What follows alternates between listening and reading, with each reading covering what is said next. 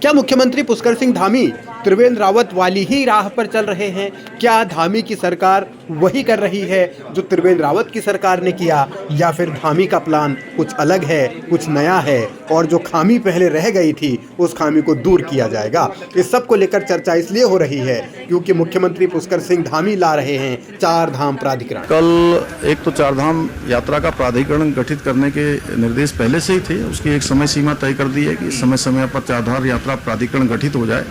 सभी स्टेक होल्डरों से बात करते हुए, सभी हमारे धार्मिक संगठन के लोग हैं, तीर्थ पुरोहित सभा के लोग हैं, व्यापारी हैं, हमारे अन्य जो भी लोग यात्रा को जनप्रतिनिधि हैं, सामाजिक संगठनों के लोग हैं, सबसे बात करके यात्रा प्राधिकरण गठित होगा और धारण क्षमता जो हमारे धामों की है उसको बढ़ाने पर भी विचार कर रहे हैं। और उसके साथ साथ जो धामों के आसपास के अन्य स्थान हैं वो स्थान कैसे डेवलप हों, जिससे कि जो हमारा मुख्य यात्रा सीजन होता है उस यात्रा के समय में अत्यधिक लोगों की संख्या हो जाती है, तो लोग अन्य स्थानों पर भी जाएंगे।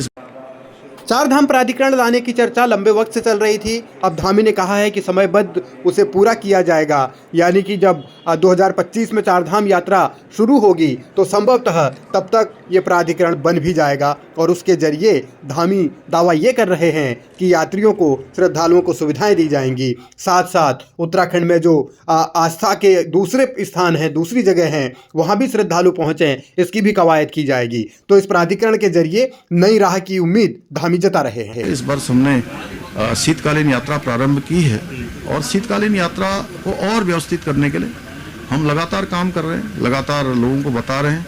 मैं आप सबसे भी अनुरोध करूंगा कि आप सबके माध्यम से भी, क्योंकि ये राज्य की आर्थिकी के लिए एक बहुत बड़ा गेम चेंजर आने वाले समय के लिए साबित होने वाली है, तो सभी लोग निश्चित रूप से आएँ, उत्तराखंड आएँ। और इस समय जहाँ देश के अनेक स्थानों पर ऐसी धूप नहीं मिलती है, सूर्यदेव दर्शन नहीं देते हैं, हमारे यहाँ उनको पूरे दिन भर की धूप भी यहाँ पर मिलेगी।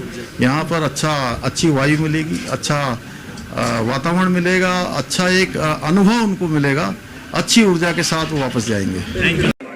धामी बात गेम चेंजिंग की कर रहे हैं, लेकिन असल में सवाल ये है कि देवस्थानम बोर्ड को लेकर त्रिवेंद्र रावत का घनघोर विरोध हुआ था। उन्होंने भी कहा था कि चार धाम की व्यवस्थाएं सुधारने के लिए देवस्थानम बोर्ड असरदार होगा, उसी देवस्थानम बोर्ड के जरिए तमाम चीज़ें संचालित होंगी। लेकिन विरोध इतना हुआ कि त्रिवेंद्र रावत की कुर्सी जाने की एक वजह उस देवस्थानम बोर्ड को भी बताया गया और वो धामी ही थे जिन्होंने मुख्यमंत्री बनने के बाद देवस्थानम बोर्ड को रद्द किया। लेकिन अब वो चार धाम प्राधिकरण लेकर आ रहे हैं, तो उसका स्वरूप क्या होगा, उसके कामकाज का तरीका क्या होगा, उसका मैकेनिज्म क्या होगा और जो हक हकूकधारी हैं उनको किस तरीके से इसमें समायोजित किया जाएगा, ये कई ऐसे पहलू हैं जो अभी अनसुलझे हैं। लेकिन आने वाले वक्त में तस्वीर पूरी साफ हो जाएगी कि क्या धामी सरकार भी त्रिवेंद्र वाली राह पर है या फिर उनका प्लान अलग है।